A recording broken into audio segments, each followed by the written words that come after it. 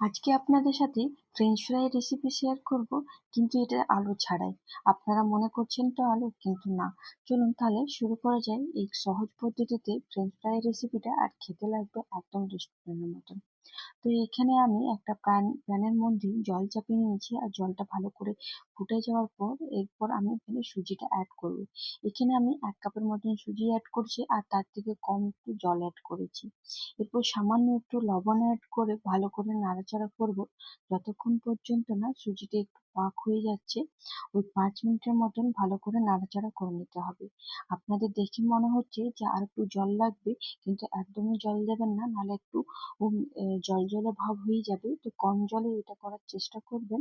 আর French fry খেতে ভালোবাসে না এমন খুব কম মানুষই আছে, সেটা বড় হোক বা ছোট, সকলে কিন্তু খেতে খুব ভালোবাসে। এটা আপনারা বাড়িতে বানিয়ে ডিপ ফ্রিজের মধ্যে রাখতে পারেন। যখন মন চাইবে তখন শ্যালো ফ্রাই, এয়ার ফ্রাই আর ডিপ ফ্রাই সবকিছু করে কিন্তু আপনারা খেতে পারেন। এখানে আমার খুব ভালো করে মেশানো হয়ে গেছে, গ্যাসের আঁচ বন্ধ করে দিলাম। আর এরপর 4 থেকে 5 মিনিটের মতন এভাবে ঢাকা দিয়ে রেখে দেবো।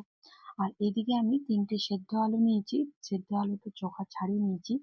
আর এরপর আলু ম্যাশারের সাহায্যে ভালো করে আলুটাকে ম্যাশ করে নেবো। এটা একটু দানা দানা থাকবে না, খুব ভালোভাবে ম্যাশ হবে। আপনারা চাইলে একটা গ্রেটারের সাহায্যে কিন্তু করতে পারেন।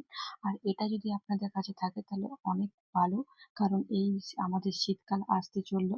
এই শীতকালে আলু ভরা, মুলো ভরা অনেক কিছুতেই এটা কিন্তু কাজে লাগে। আর এখানে দেখুন সুজিটা একদমই আমার ঠান্ডা হয়ে গেছে। এরপর আমি একটা পাত্রে আমি সব সুজিটাকে রেখে নেব। আর আপনারা যদি আলু সেদ্ধটা যদি চান তাহলে স্টিমারও কিন্তু করতে পারেন। আলুটাকে চোখা ছাড়িয়ে কেটে নেওয়ার পর 10 থেকে 15 মিনিটের মতন লো টু হাই মিডিয়াম করে স্টিম করে নিতে পারেন। তারপর আলুটাকে ঠান্ডা করে নেওয়ার পর যেভাবে দেখালাম ম্যাশ করে নেওয়া, সেভাবে কিন্তু আপনারা ম্যাশ করে নিতে পারেন। আর এখানে তো আমাদের সুজিটা খুব ভালোভাবে ঠান্ডা হয়ে গেছে। এরপর হাতের সাহায্যে খুব ভালো করে সুজিটাকে আমরা মেখে নেব। একদম আটার দইয়ের মতো মসৃণ ভাবে কিন্তু আমাদেরকে এই সুজিটাকে মেখে নিতে হবে। দেখুন একদম আটার দইয়ের মতন সুজিটা কিন্তু একদম তৈরি হয়ে গেছে। এরপর যে আলুটাকে ম্যাশ করে রেখেছিলাম তার সাথে এই সুজিটাকে ভালো করে আবার মিশিয়ে নেব। কিন্তু যখন আলু সেদ্ধটা করবেন তখন কিন্তু জল কিন্তু একদম যাতে না থাকে, তাহলে কিন্তু ও ডোটা কিন্তু ভালোভাবে তৈরি হবে না। আপনারা চাইলে আলুটাকে আগে থেকে সেদ্ধ করে রেখে নিতে পারেন, তারপর কিন্তু এটা করতে পারেন। দেখুন এখানে আমার খুব সুন্দর একদম আটার মতন ডো তৈরি হয়ে গেছে। এরপর ওই ডোয়ের মধ্যে একটা লিচি কেটে নেবো। লিচিটা কিন্তু একটু বড় করে কাটার চেষ্টা করবেন। আর একটা বাটার পেপারের উপরে এই ডোটাকে নিয়ে নেবো। আর যেভাবে আমরা লুচি বেলি ঠিক সেভাবে বেলতে হবে, কিন্তু থিকনেসটা কতটা করতে হবে সেটাও আপনাদেরকে দেখিয়ে দেবো। খুব সহজে দেখবেন বেলা যাবে। আর আমি এখানে একটু বেলনাতে একটু সামান্য তেল দিয়েছি, তাহলে দেখবেন খুব সহজে কিন্তু বেলা যাচ্ছে। আর তাছাড়া আমরা তো বাটার পেপার ইউজ করছি, তাহলে কিন্তু একদমই লাগবে না। বেলবার সময় আপনারা দেখতে পেলেন যে একদমই কিন্তু লাগলো না। আর এদিকে দেখুন চাকুতে এরপর এক এক করে কেটে নেব। আপনাদের নিজের মতন পছন্দ মতন করেও কাটতে পারেন, লম্বা ছোট বড়। কিন্তু যেহেতু আমরা ফ্রেঞ্চ ফ্রাই করছি, তাহলে সেভাবেই কিন্তু আমরা শেপটা দিয়ে নেব। আর দেখুন এখানে চাকুতে কাটলাম, চাকুতেও কিন্তু একটুও লাগলো না। আশা করি আপনারা দেখে বুঝতে পারলেন। এরপর দেখুন একদম আলুর মতন শেপ করে নিলাম। আর এক এক করে এভাবেই সবগুলো তৈরি করে নেব। এবার কড়াইয়ে তেল গরম করে মাঝারি আঁচে এই ফ্রেঞ্চ ফ্রাই গুলো ধীরে ধীরে দিয়ে নেব। আর তারপর সাথে সাথে নাড়াচাড়া করব না, 1-2 সেকেন্ড পর ধীরে ধীরে উল্টে পাল্টে ভালো করে সোনালি লাল হওয়া পর্যন্ত আমাদেরকে কিন্তু ভেজে নিতে হবে। সাথে সাথে নাড়াচাড়া করলে একটু নরম থাকে, তাই কিন্তু ভেঙে যাওয়ার চান্সটা থাকবে। দেখুন একদম মুচমুচে নরম তৈরি হয়ে গেছে।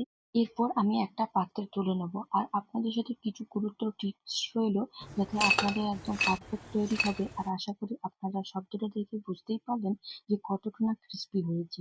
আলুটা সেদ্ধ করার সময় অতিরিক্ত যাতে জল না থাকে, জল থাকলে কিন্তু বেশি ক্রিস্পিটা তৈরি হবে না। তাই চেষ্টা করবেন আলুতে জলটা একটু কম থাকে।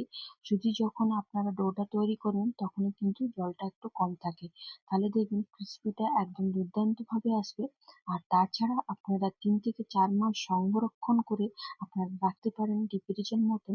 আর আশা করি আপনারা শব্দটা দেখে বুঝতে পারছেন যে এত সুন্দর একটা ফ্রেঞ্চ ফ্রাই আপনারা বাড়িতে কিন্তু বানিয়ে নিয়েছেন।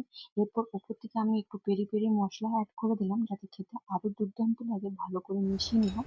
আর এখানে আপনাদেরকে আমি ভেঙে দেখাচ্ছি, দেখুন কতটা নরম, সফট আর মচমচে হয়েছে। আমি বলবো একবার অবশ্যই বাড়িতে ট্রাই করুন। আর একবার ট্রাই করে আমাকে কিন্তু কমেন্টে জানাতে ভুলবেন না। এভাবে পাশে থাকুন। অসংখ্য ধন্যবাদ। আশা করি আপনারা সকলে ভালো আছেন। আপনারা নতুন নতুন কি কি ভিডিও দেখতে চান অবশ্যই আমাকে কমেন্টে জানাবেন।